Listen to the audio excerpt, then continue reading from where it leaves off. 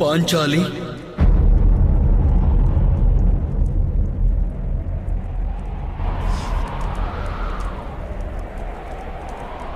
மித்திரன் என்பவன் சுகதுக்கங்களை நண்பனோடு பகிர்ந்து கொள்பவன்.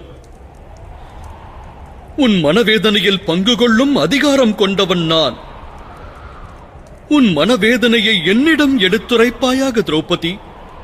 சென்று விடுங்கள் கோவிந்தரே. பவித்திரம் பெற்றவளை இந்த அகிலம் பவித்திரமற்றதாக்கி வீசி எறிந்தது.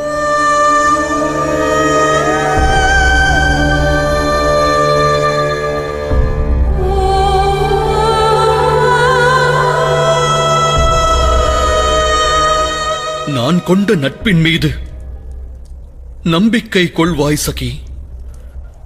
கங்கையில் ஸ்நானம் செய்து ஒருவன் அசுத்தம் போக்குகிறான். அதனால் கங்கையானது அசுத்தமாகிவிடாது.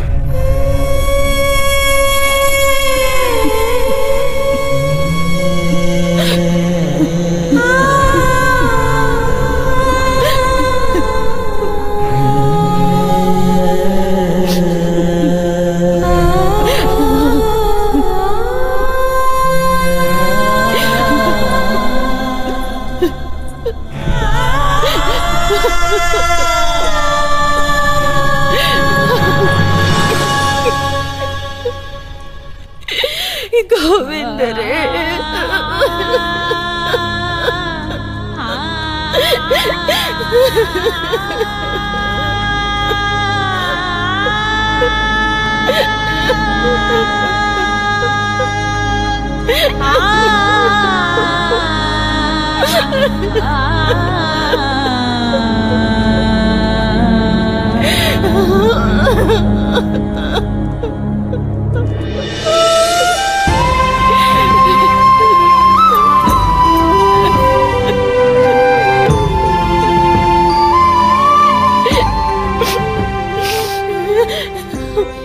ஏன் கோவிந்தா, என்ன காரணம்?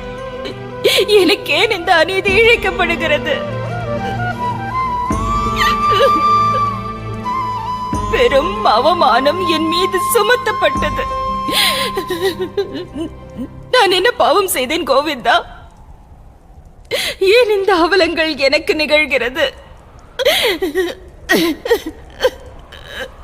நடந்த நிகழ்வுகள் எந்த வகையிலும் உன்னுடைய பாவச் செயல்களின் பலன் அல்ல திரௌபதி. கௌரவர்களுக்கு இறைவன் வகுத்த முடிவானது ஒன்றுதான். அவர்கள் அதை பெறுவதற்கு நீ பணயமாக்கப்பட்டாய். அந்நிகழ்வில் அவர்கள் மூலம் அவமானப்படுத்தப்பட்டாய்.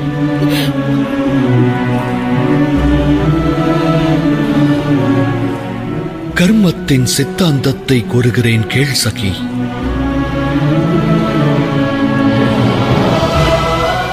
நற்செயலானது மற்றொரு நற்செயலுக்கு வழிவகுக்கும். ஆனால் கெடு செயல் படுகொடியில் தள்ள மற்றொரு கெடு செயலுக்குதான் வழிவகுக்கும். அக்காரணத்தால் தான் தவறான வழியில் செல்லும் ஒருவர் நரகத்தை சென்றடைகிறார். ஆனால் வேதனையை அனுபவிப்பவள் நான் அல்லவா? நீ வேதனையை தியாகம் செய்ய வேண்டும் சகி.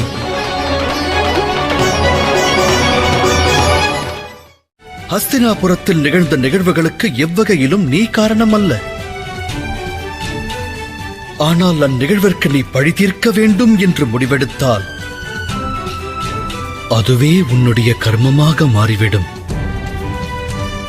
நீ உன் மனதை ஒருவேளை பகையை கொண்டு வியாபிக்கச் செய்தால்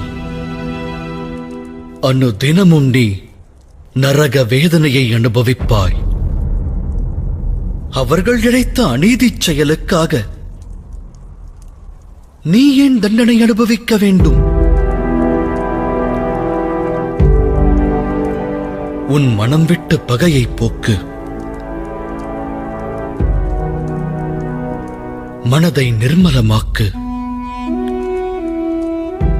பள்ளத்தை தேடி ஓடும் நீர் இறுதியில் சமுத்திரத்தோடு சங்கமிக்கின்றது. கடலோடு கடலாய் கலக்கிறது. அதுபோலவே உன் வேதனைகளை இறைவனிடம் சமர்ப்பித்து விடு. நல்லவரின் துயர் துடைக்க வல்லான் ஒருவன் உள்ளான். அவனிடம் உன் மனக்குறையை ஒப்படைத்து நிம்மதியடைவாயாக.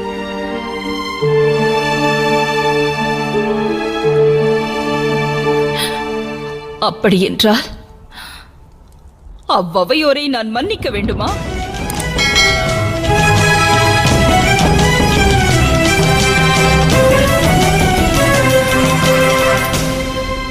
ஆம் சகி, நீ மன்னிப்பாயாக. பழிவாங்கும் எண்ணம் மனதை வியாபித்திருந்தால் நியாயம் வழங்க இயலாது.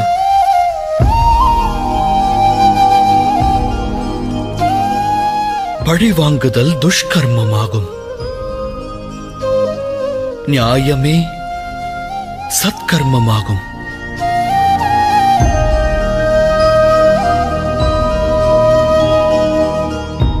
எனில் என் நிலை என்ன கோவிந்தா? அரச குலத்தின் சக்கரவர்த்தினியாக விளங்கிய திரௌபதிக்கே இழிவான இந்நிலை ஏற்பட்டுள்ளதென்றால் இந்த அகிலத்தில் வாழும் பெண் குலத்தின் நிலை என்னவாகும்? சிந்தித்துப் பார் சகி.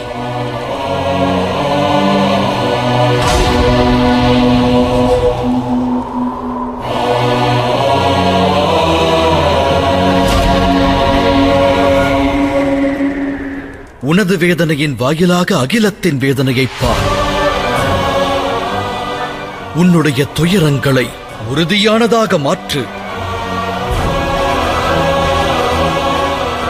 ஒன்றை நினைவில் நிறுத்த சகி. எவர் ஒருவர் தன்னுடைய துயரை முன்னிறுத்தி வாழ்கின்றாரோ அவர் தன் நிலையை இழந்து விடுவார்.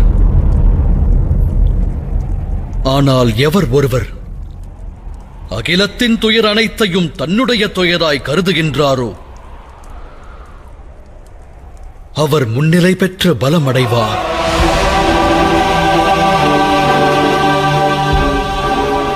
தன்னுடைய துயர் பற்றி மட்டுமே கவலை கொள்வது துஷ்கர்மமாகும். ஆனால் அகிலத்தின் வேதனை அனைத்திற்கும் நல் உபாயம் தேடுவது சத்கர்மமாகும்.